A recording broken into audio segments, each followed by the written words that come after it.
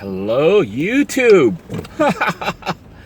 Alright, I am just now getting off work from the Kennedy Space Center Visitor Center complex, and there's like a major freak storm here that suddenly came up, all day long. From this morning, the wind had been blowing huge gusts, but it was like hot air, not a cool breeze. It was like sticky hot air. And then this afternoon, starting at about like 4 o'clock, 3:30, 4 o'clock, it's been pouring rain, and we were getting wind gusts, almost like hurricane force winds, blowing things all over the place. So it is a bit scary right now trying to head out. This part's not so scary because the wind has calmed down quite a bit. I rushed out to get to my car as soon as you can see water here on the road. Through this gate here. The scary part is coming up because we're gonna try to I'm gonna have to turn on a defroster here because everything is fogging up. Gee, my heater. Alright. Try to get the heater to work here.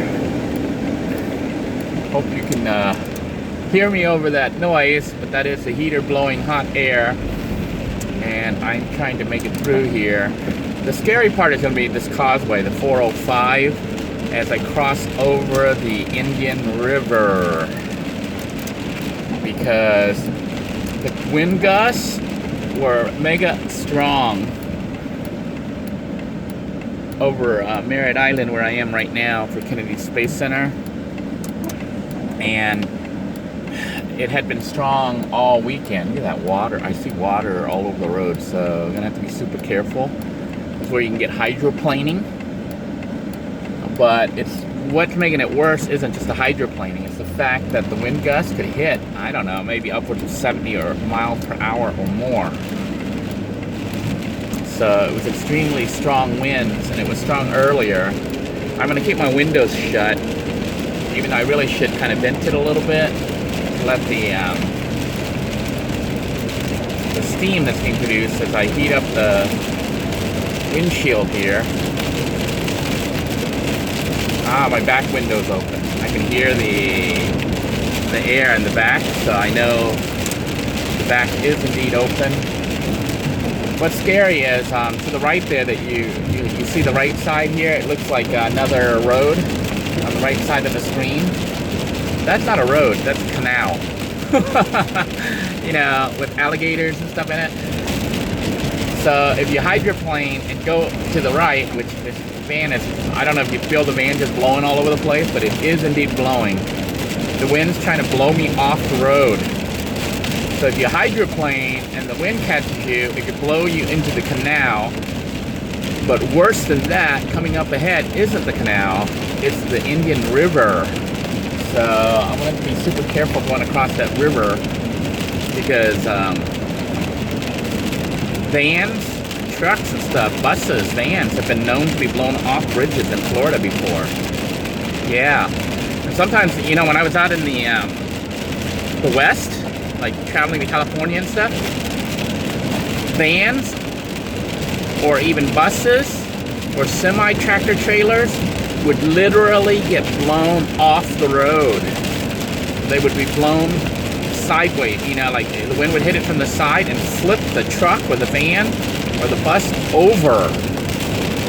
So if you're driving in a van, that is a major danger, that's why people in RVs sometimes get flipped over, because they have that big wall, straight, vertical wall, that when the wind hits, it pushes it and shoves the vehicle completely over.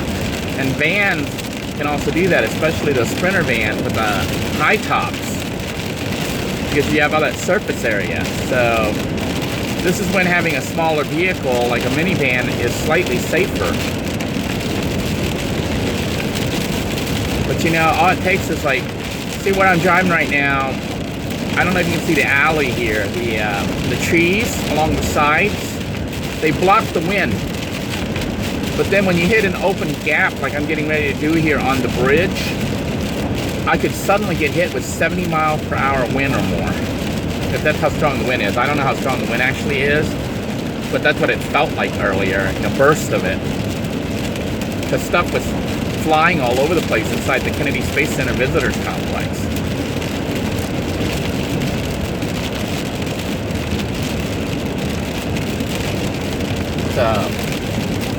That is a bus in front of me too. Gotta go past him. I don't want to be behind a bus or a truck or an RV. I can't tell what that is. It's a bus. Maybe it's an RV. Looks like maybe a rental RV.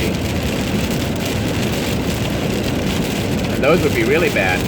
You know, if someone's renting an RV, there's a possibility they're not.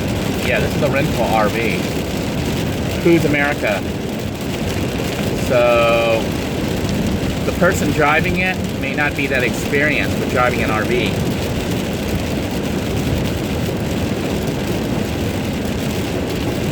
So we are now actually on the causeway, and I can feel the wind just pushing me around.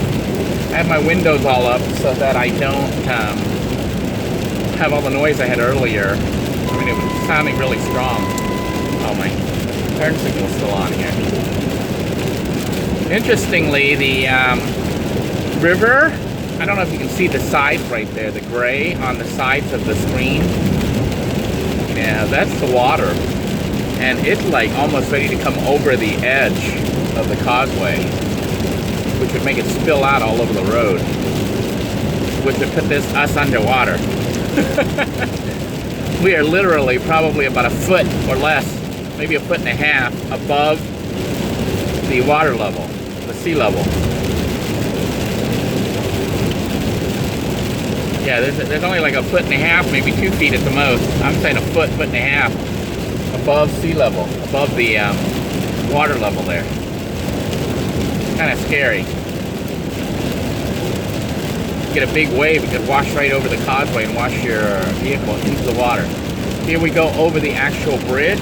It is a drawbridge.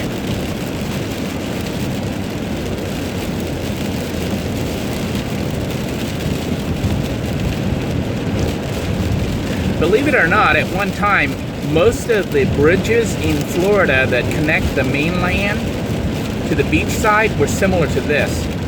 They were small little low bridges like this, and then they had a drawbridge in the center. But since I've lived here in this area since 1985 or so, they've upgraded most of the causeways. So now what you have are those huge giant bridges that are like, I don't know, maybe 75 or 100 feet in the air. So this is how the bridges used to be. I guess they still have a few like that.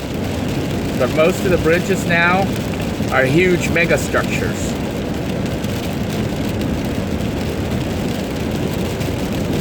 Surprisingly, with the windows shut, it feels pretty calm. I don't feel like I did earlier when I had my window open. Although I'm cooking in here, so we know the front heater works. I got the rear heater off. But the front heater seems to work really well. I'm kind of roasting. So let me turn it down a little bit.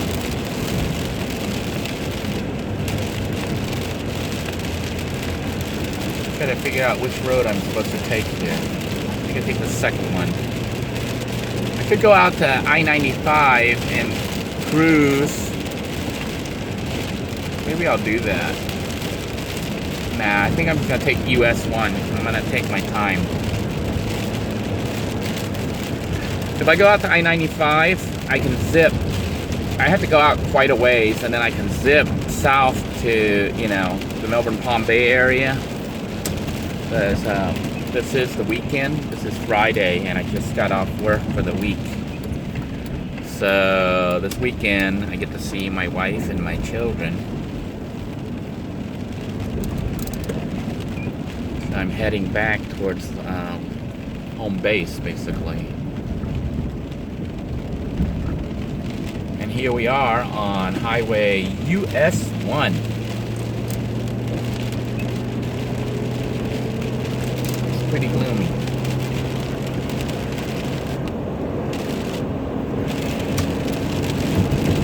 I don't know if you guys actually want to see this video. It's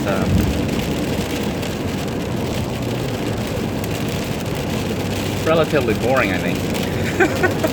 And if it got exciting, I don't even know if I'd be alive to show you the video. So it is dangerous conditions right now because the winds are kind of blowing crazy. And there is some water on the roadway, but we are actually in Titusville right now, heading towards Cocoa.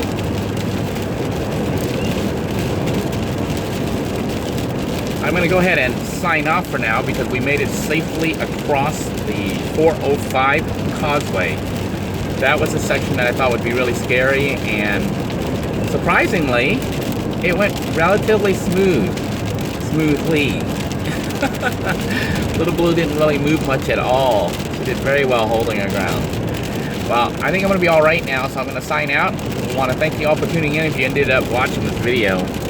But if you enjoy watching videos of just driving, let me know. I may film just more, video of me driving around town and stuff.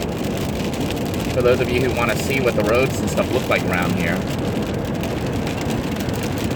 Otherwise, I think such videos tend to be kind of boring. But they could have like an ASMR effect for some people. Some people enjoy watching these videos. Some people actually find it relaxing. I know this,